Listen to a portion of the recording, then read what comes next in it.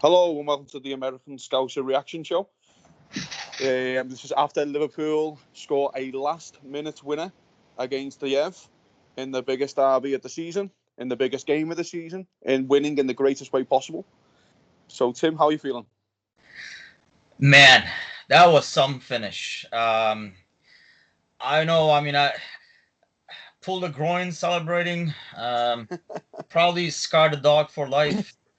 Uh, and I know I did, to the point where when I was rewatching the game, I was actually showing my daughter this goal. He had like flashbacks from when the goal happened, and he was just running around like crazy. But um, honestly, it's like a huge win. I mean, not only because it's Everton, but not on the way this happened, but it looked like it was going to be a draw, and the way the league is going, the way City is rolling, it almost feels like once it's 4 points or more than a game difference, that it can get only worse. So huge 3 points, huge win. I mean, did we play that? I mean, the game could have gone either way. Yeah. I think we had a lot of chances. If we finished, the game would have turned. But to give them credit, they fought hard, and probably the hardest and any other team has fought at Anfield in a while, really, physically at least. And they had their chances too, and that's why you spend the big money on the goalie, really. Yeah, I thought it was the best Everton had played at Anfield, maybe not just at Anfield, at Goodison also, for 15 years. I thought they had really good chances. I thought Andre Gomez was brilliant, centre midfield. I thought Yerry Mina was very good. I thought when Luckman came on, he gave them an outlet on the counter attack in the last 20. I thought Everton played really well, which makes it even better, I think. Uh, like to to sub off Shaqiri, Salah, and Firmino, and let's get it right. He's brought Daniel Sturridge on. He's a great player, who I would have started, but he has not had a lot of games this season. And then he brings on your seventh choice attacker, who gets the winner in the 96th minute because their goalie has extra short arms and can't reach a ball. It's stuff for dreams. Whatever Divock Origi does now in the rest of his career, he has that moment. He has that. If he moves on in January, he moves on in January, but he has that moment. And we'll have that moment. He has his moment that we'll talk about for 10, 15 years when Divock Origi, because Jordan Pickford has not got any arms at all. He has stubs for arms, like three little twiglets. Can't catch a ball. When the ball is going out to play, he's that confident in the 96th minute he wants to avoid a corner to then tip it back onto the crossbar at the top end for your seventh choice striker to score the winner. It's honestly, you can't write it. You cannot write it.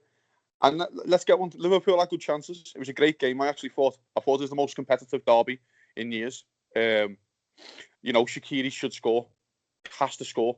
Mane, when he blazes over the bar, I think it was in the first 20 minutes, he has to score.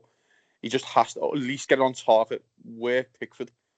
And we all thought it was petering out to a 0-0. I was thinking, well, I think, we got Burnley away coming up. I can't remember who City got, Watford away, I believe, which can be a tough game for them. Put the pressure back on them now. What are them City players thinking? What's Pep Guardiola sitting there thinking now? Because when that board goes up for 4 minutes, he's thinking to himself, this goes out, we're cool here. We can afford to slip up. Now you cannot afford to slip up because you're right on them. Honestly, it's perfect. It is absolutely perfect. I can't describe the feeling. Unbelievable. And I mean, that was the thing. I mean, he basically made a mistake just to prevent the corner kick from us loading it into the box one last time, because the crowd was really going and the pressure was building up, which I really felt like we didn't have the most. And I know the team performance affects the atmosphere and the fans, but sometimes it's the other way around. And I feel like sometimes the fans at this game, I don't think they put enough pressure. Um, and created that panic atmosphere, because you could see what happens when you create that atmosphere. And we were talking actually in the last podcast about somebody different for as a forward coming in and making a difference. And lo and behold, this guy comes in, and I really think, I know they were talking about selling him, or in January, because obviously you want to get something for him. Otherwise, I think his contract is up at the end of the year. But I really feel like he kind of has cracked the door open. And you would think with the traffic of games we have in the next 2, 3 weeks here, he might get another opportunity or two to maybe walk through that door and finish the season here at Liverpool. I agree. I think what it does give Liverpool is, of course, another option, but it also gives Liverpool time. So, for example, if Pulisic is not available in January, you go, well, we can stick Divock out. We can stick it out with Divock. He can give us, the 30 minutes here and there, or one game here and there. Off the top of my head, like your Bournemouth at home, or your Watford at home, we can play Divock, and what he's done is give Jurgen Klopp a headache, in effect, because what he's also done as well, he said to Firmino, who did not play well today at all. I thought he was really poor, Bobby. He said to him, "No, well, if you're not playing well, there's another option." He said to Daniel, "If you go off the boil, there's another option. I've got to. It's not like it's just you guys fighting for my starting berth as a striker." I think, I said on the last podcast, I think he's yesterday's news.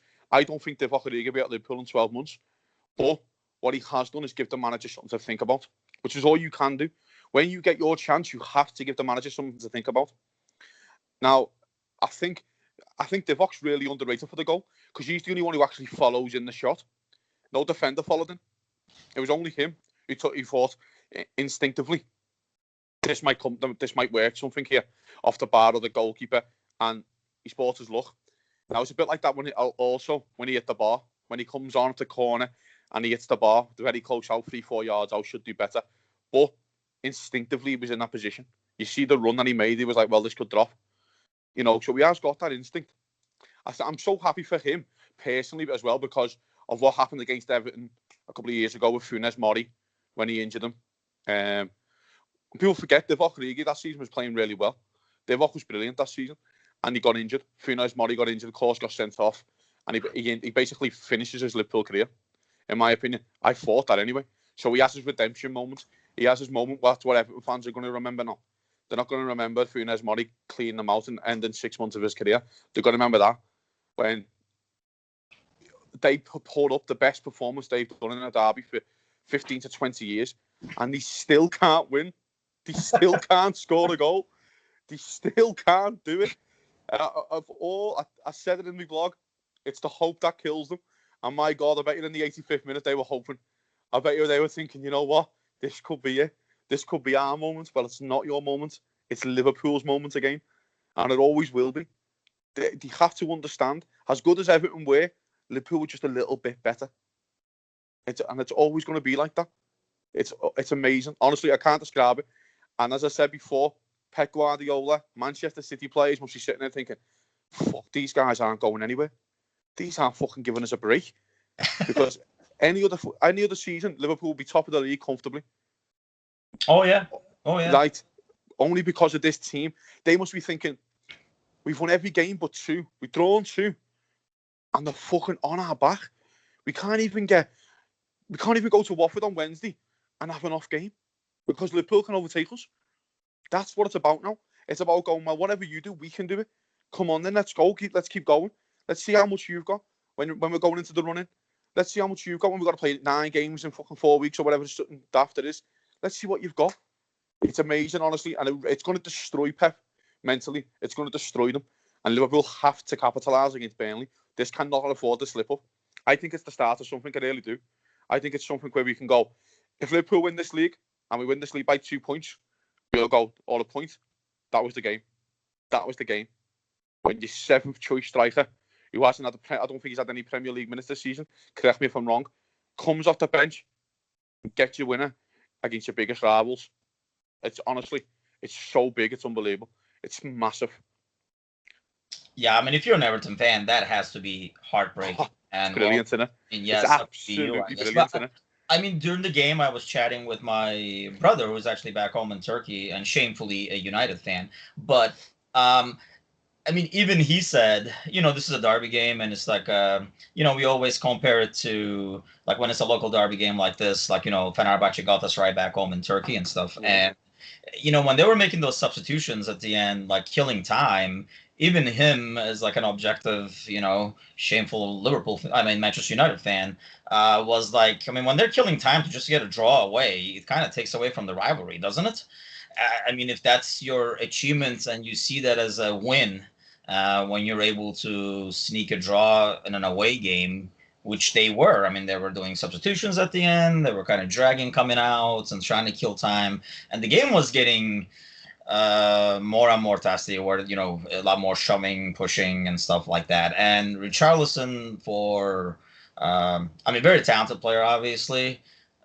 But, man, does he ask for it on the field? And I almost got the sense that Fabinho does not like him in the national team, because those two went at it a couple of times with Fabinho having some crunching tackles on him. Yeah, I thought Fabinho played brilliant. I thought, I know what Gomez had a lot of the ball and he looked brilliant on the ball, of course, but I thought Fabinho looked very comfortable. I thought Alisson was just, honestly, the save he makes. Honestly, it's. I think the best way to describe it is if Karius is in goal or Mignolet is in goal, they score. Or Mignolet probably gives away a penalty by clattering into Gomez. Doing something stupid. That's probably more likely, yeah. It's probably, that's what happens. That's why you pay your money. Now, there's the other little small thing in this is Liverpool got another clean sheet. They haven't conceded again. If you can't concede from a 2-yard header for point blank range and your goalie saves it, honestly, it must be heart wrenching for you. Because I tell you right now, Everton will not play as good ever against Liverpool in the next 3 or 4 years, in my opinion. They will not play that well. Liverpool will a bit better, but they won't play that well. That'll hurt them mentally. Now, let's talk about Jordan Pickford, because I think he's wonderful. What a guy this man is, right? This guy's came to Anfield on his last 2 occasions and gifted Liverpool 2 late winners. I honestly, the guy can be in the Everton goal for the next 10 to 15 years for all I care. This guy, he comes to the corner in the FA Cup for Virgil, gets no way near it. He's in no man's land. And then this time, honestly, I know he's trying to prevent the corner. That is no excuse for me. I think he understands it as well. It hurts them. It's destroyed him as well. Confidently, next time he comes to Anfield, what's he thinking in the back of his head? He'll doubt everything. Every catch, every kick, every save, he'll doubt it. Honestly, it's brilliant for Liverpool. I'm so happy. Kicks us right on. Fabinho has to stay in the team. Has to stay in that team. Don't think he will. I think Henderson will play on the weekend. I think Fabinho might go down to Bournemouth and play. I think Gini Wijnaldum has to deserve a shout. Brilliant. Thought Gini was excellent again. I thought Trent had an off game, but you can have that. The occasion can get to you as well when you're a Scouse kid coming, you know what I mean? Your first derby at that young age. It's what dreams are made of. So, I'm just ecstatic, honestly. Over the moon. So good. I thought, overall it wasn't the best performance. It just shows that we do need more shuffling around, and the front three is not as untouchable. They either need rotation or something, or like I say, we got to throw something different at opponents. Where let's face it, anytime whether it be a podcast, whether online, we try to come up with a lineup for the team for Liverpool. Yeah. The front three is a shoe-in. We might argue over, is Trent going to start or is Gomez our right back, right? And then we only discuss the midfield.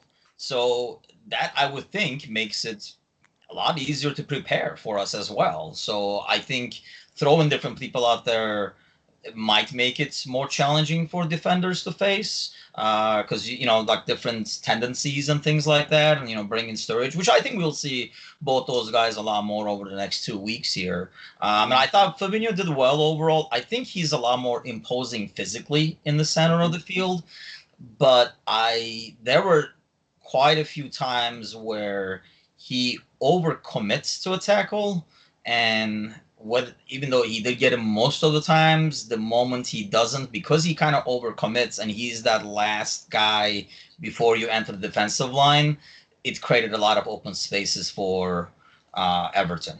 So, but I think that will improve over time. There was a time, and I think him playing more will there was a time where they went for a header together with Van Dijk. And I think that's because of a style, because Henderson's not going out for that one.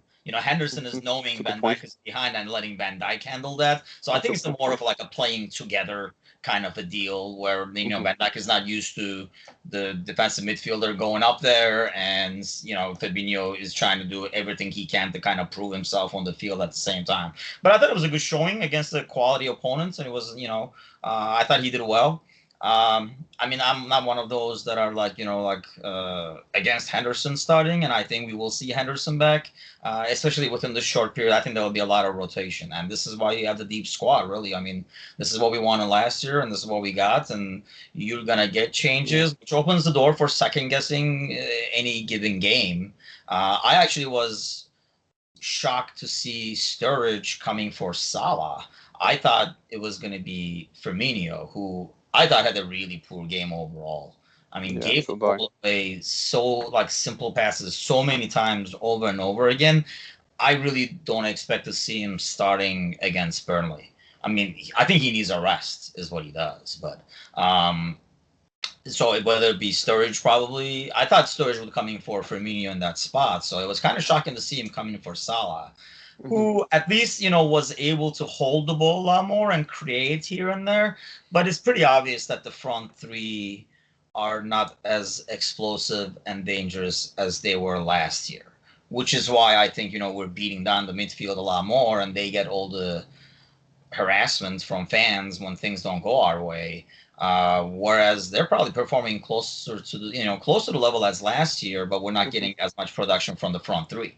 So the results are not there. So who are you going to blame? It almost feels like the front three is free of blame just because of what they did last year. So, we're trying to pick on, who to shoot out of the midfield kind of thing. And unfortunately, usually Henderson. But so I think there'll be a lot more rotation. We'll see a lot more rotation over the next couple of days, and which might be good. Some of these guys maybe just need the rest. Their quality, nobody can argue their quality and their potential. I think it's a matter of giving them rest, giving the opposing defenses different looks with different lineups. And Sturridge looks strong.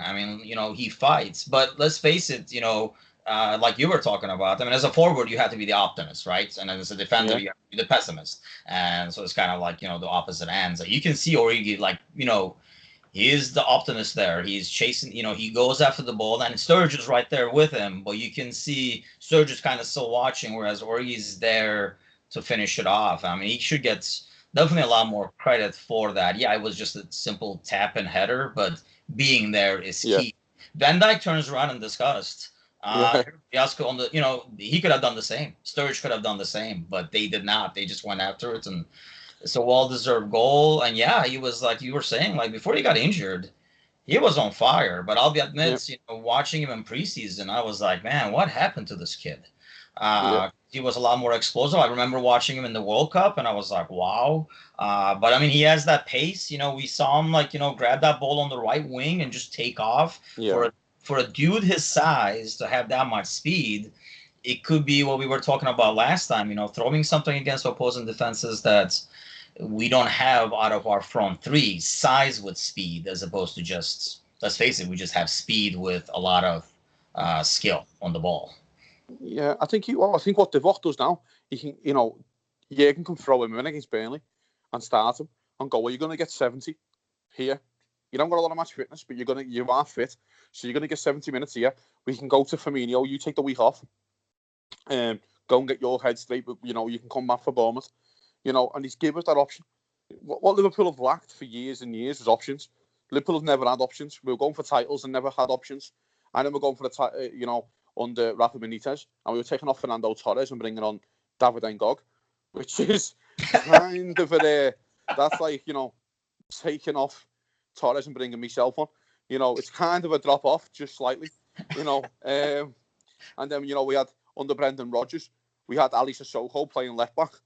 We've always had a little weak spot. This team now has proven that the front three is not fine, but what Divock's done there and what Daniel can do is go, well, if you're not fine, I'm here. I'm taking your position. This is it. Where does Divock go from here? He doesn't go to a Champions League club if he leaves Liverpool. He's at a Champions League club, and he knows that. And I think he must think to himself now, right, what's he feeling tonight? How's he thinking? When he's lying in bed tonight, he must be thinking, everything's coming back here.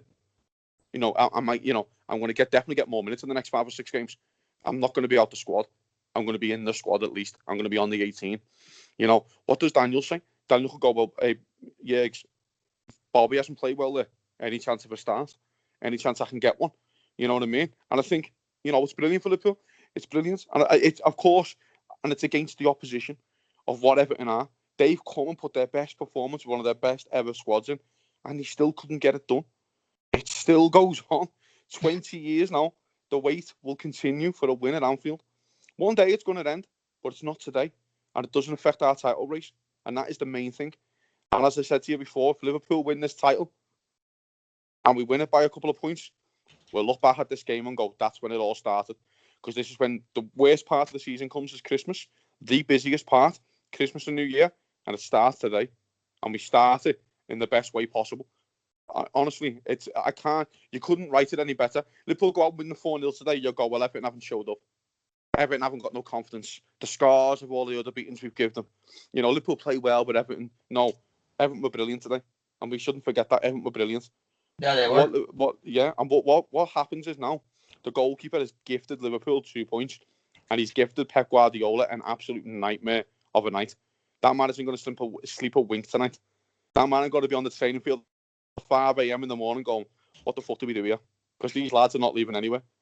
Honestly, brilliant. Can't explain it to him. Brilliant. Anything else you want to add to this? I mean, I just like the fact that it's a squad win, really. I mean, and like I said, I did feel like we deserved it. I mean, obviously, we're not as objective as one would be, but I felt like we deserved it. I mean, some wide open chances that should have been finished and would have changed the game drastically if they were finished right there, right then. Yeah. But I mean, it's good to have a squad win. It's good to have people who can come off the bench and change the game, or bring something different to the field. At least make the opponent think something different. So that's like the biggest thing I like compared to last year. And I realized, like I say, the negative part of that is brings out the worst in fans, where it's just like a second guess bonanza going anytime something is not going. And let's face it, there hasn't been a lot of times where things have gone wrong, apart from when we've gone away to Champions League games. But even narrow wins sometimes don't satisfy the crowd, where, they're like, oh, if Henderson wasn't here, or if Genie wasn't there, and stuff like that. So I thought it was nice to see this different midfield out there. And like I say, it's not. I mean, they played against a quality team, and we did not dominate in midfield. But still, I thought, like I say, Fabinho very physical, and I think he will be very good in the long run. Not the fastest, but definitely has a more like a physical presence to him overall. Genie is Genie, and I think like Genie, Henderson, Milner should be that third guy. It's almost like one of them should be that third guy. I agree. Then we need the other guys rotated, whether it be Shaqiri, Keita, and stuff like that. Yeah. I agree. Right. Before we go, what's the score for Burnley? Score prediction still? Are we still sticking it? What's the score for Burnley? I really, in my head now, the lineup has really changed compared to what I thought it would be when we were talking like a few days ago. I still think we win it. And I say we win it like 3-1. Or something along those lines. Hopefully an early goal this time, which we haven't had in a while. But I say we win this one. I think this will give some much needed momentum, and like you're saying, some hope to the people on the bench, the squad overall. So whoever comes in will be coming with some fire, knowing they have a shot to be in there. To make their presence permanent, if you will. And B, you'll put a fire on the guy who's being replaced to show that your spot is not permanent. Let me ask you this, by the way, before we go away. What did you take, because I see different takes on it online, about Klopp running onto the field? It's passion. Okay, fair, he shouldn't have done it. But there are moments that you remember. You remember Mourinho running down the touchline? You remember when he slid on his knees when he was at Real Madrid? Inter Milan, I can't remember which one. I don't like to really follow the man's career that well. But, it's passion. That's what it is. It's passion. He's made a mistake. He came out, he apologised straight away. He knew. And in his post-match interview, he said, I looked up and I was like, Allison was looking at me, you know, because Allison went down to meet him, you know. So it's like, but if you can't show emotion in football, there's no point in watching it. This is what it's all about. This is what it's about. Emotions, about passion. It's about getting you off your couch or getting you off your seat on the ground. It's about having that moment. It honestly, for me, I think it's a mountain out of a molehill. Basically, I think it's a very small thing, which is getting taken away from a man who went on loan to Wolfsburg last year. You come back, you haven't really played. You're the 7th choice striker. You've come off the bench in the biggest game of the season. You scored a 97th minute winner. What can the man do? Honestly, I'm all for it. No problem with me. I was gonna say, I mean, yeah, it definitely was not right, and I mean, you know, Yeah. that's him in a nutshell, and that's what I think us as fans like about him. I thought Klopp was mild compared to me. I thought Klopp was mild compared to me in the house. So, you know. Oh yeah. So I'm cool with it. But you know, like I say, it's. I mean, and he apologized. It was very classy of him to apologize to Silva right after the game, and you could tell. I think he felt more bad because it took away from the win and the Origi goal and his story. Because I don't know if you saw it, even after the game, you know, the cameras were like following him around, and he was like to the camera, he's like, "You like Origi scored, like just go to him." I did. Felt more bad. A, he thought it was going to be disrespectful to Silva, and B, I think he just felt that it took away from the main story and just kind of like made him the story, which wasn't his goal. He just kind of lost it. But I think that's what we love about the guy, the energy he brings, and it was a right no. And let's face it, if it was Silva doing it, which I actually like Silva, don't have anything against him, but let's go with somebody more annoying like Jose. We would not like it, and we would be like, you know, some of the Liverpool fans are like, "Oh, what's the big deal?" Yeah, I mean, it's not a big deal, but let's face it, we wouldn't like it if it happened to us. But I thought it was still very classy of him to apologize to Silva right away, right after the game. Apologized publicly, and I'm sure he'll get some kind of a sideline ban for a game or something like that. I just don't know if that will hurt us or not, but I'm sure there'll be something coming his way. They almost have to do something, I would think.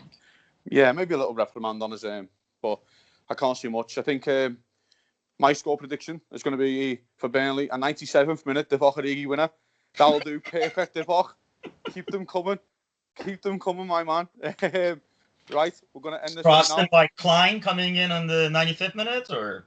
Oh, God. Give me Moreno. I'll take Moreno instead. Moreno, a 35-yard run.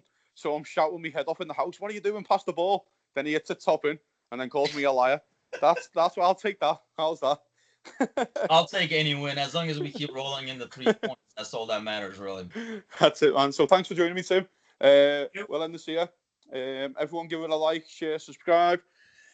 Awesome. Tim, speak to you soon. Up the Reds. Merry Christmas, Everton. Thank you very much. Have a good one.